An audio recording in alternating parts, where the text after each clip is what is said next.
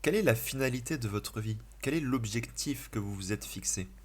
Souvent, quand on entend cette question, on va penser à un objectif extérieur assez concret, fonder une famille, avoir un travail, trouver le partenaire idéal, avoir des amis, être riche, être connu, etc. Mais pourquoi désirer ces choses-là précisément? Eh bien, tout simplement, on s'imagine qu'à travers ces choses-là, on sera heureux. Donc finalement, la finalité réelle de notre vie, ce serait plutôt le bonheur, le fait d'être heureux.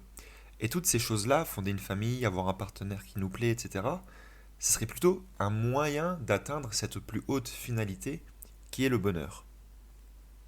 Eh bien, si vous vous êtes reconnu dans ce schéma, sachez que pour les stoïciens, vous faites complètement fausse route. Pourquoi? Eh bien, les stoïciens ont observé qu'il y a des gens qui ont tout pour être heureux, la richesse, la réputation, une situation confortable, un confort de vie, et qui ne l'étaient pas du tout. Par exemple, on peut penser à l'acteur Jim Carrey qui a traversé une sombre dépression malgré le succès et la richesse. A l'inverse, les stoïciens ont aussi noté qu'il y a des gens qui avaient tout pour être malheureux, ils vivaient dans la pauvreté, sans richesse, sans partenaire de vie, sans confort de vie, mais qu'ils parvenaient quand même à atteindre un état de bonheur. Et l'un des exemples ici, ça va être Diogène le cynique.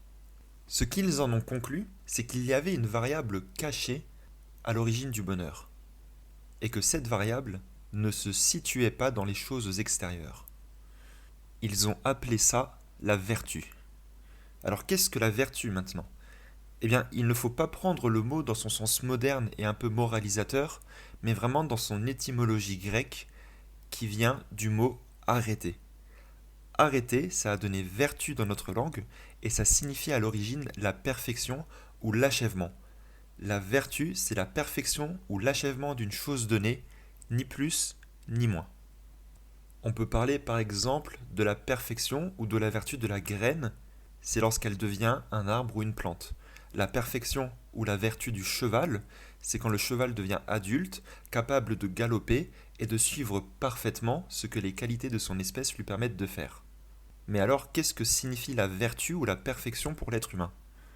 Quand on pose cette question, en tout cas en dehors d'une vidéo de philosophie, on s'imagine spontanément un homme musclé ou une femme aux courbes plutôt voluptueuses. On s'imagine une peau sans aspérité, une grande taille, une silhouette plutôt mince ou athlétique. En fait, c'est une image qu'on a qui repose sur l'apparence, sur le physique, et ça se comprend un peu étant donné qu'on vit dans une société qui valorise davantage l'apparence. Mais là, encore, pour les stoïciens, eh bien, on fait fausse route. Parce que pour les stoïciens, perfectionner son corps, ça revient tout simplement à prendre soin de sa maison ou de sa voiture, mais pas vraiment de soi-même. C'est que notre identité d'être humain ne se situe pas dans le lieu où l'on habite, mais dans la raison, dans la capacité à prendre conscience de ses propres pensées et de ses représentations.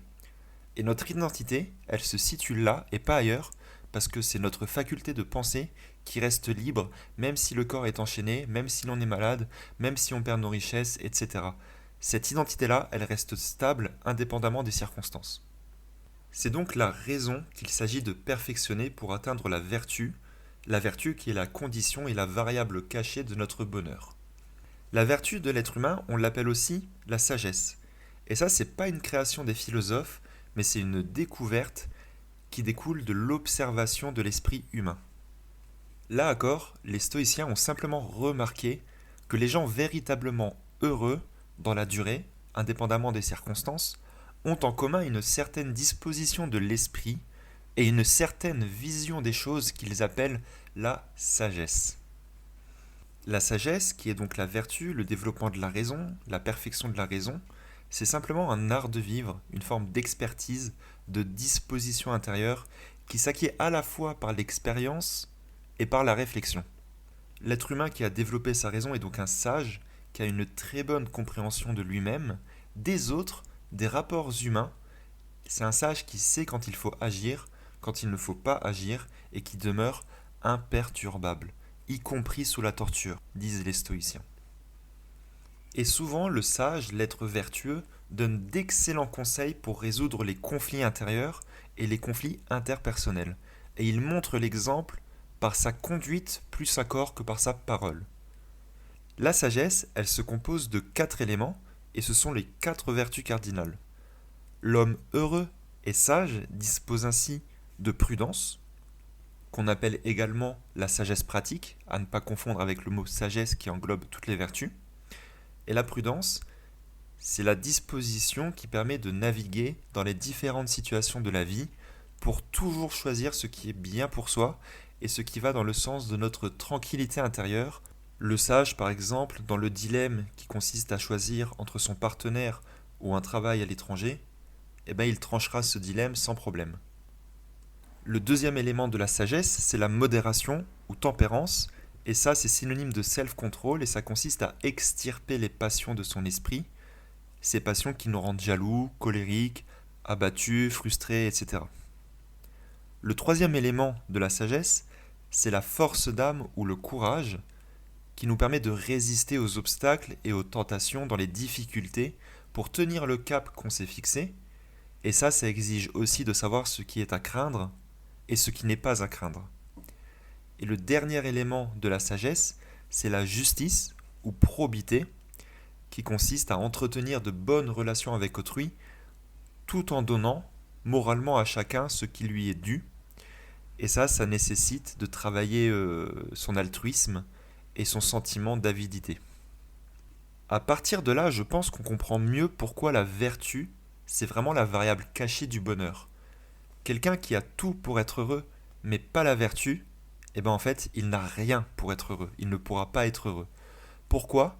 Parce que c'est pas ce qu'il possède qu'il compte, mais le jugement qu'il porte sur ce qu'il possède. Il voit le verre à moitié vide alors qu'il est à moitié plein car il manque de prudence. Il désire le bras quand on lui tend la main car il manque de modération. Il remet à demain ce qu'il peut faire aujourd'hui car il manque de courage. Et chez lui, le manque de justice ne lui permet pas de faire en sorte que les bons comptes fassent les bons amis. On pourrait lui donner tout ce qu'il faut pour être heureux, le fonctionnement négatif de sa psyché ne lui permettrait pas de l'être. Donc son malheur ne vient pas de l'extérieur, mais de la manière dont il se dispose à recevoir l'extérieur. Et pour les gens heureux, c'est le même schéma, mais sur un mode positif. Et la philosophie, ça consiste alors à travailler sur notre disposition intérieure, sur ce qui dépend véritablement de soi, parce que la vertu, bien heureusement, ça s'apprend, ça s'enseigne et ça se travaille. Et finissons avec ce mot d'Épictète dans les entretiens. L'essence du bien est un état déterminé de la personne, celle du mal un état déterminé de la personne. Que sont donc les objets extérieurs ? Des matières pour la personne morale qui, selon son comportement à leur égard, atteindra son propre bien ou son propre mal.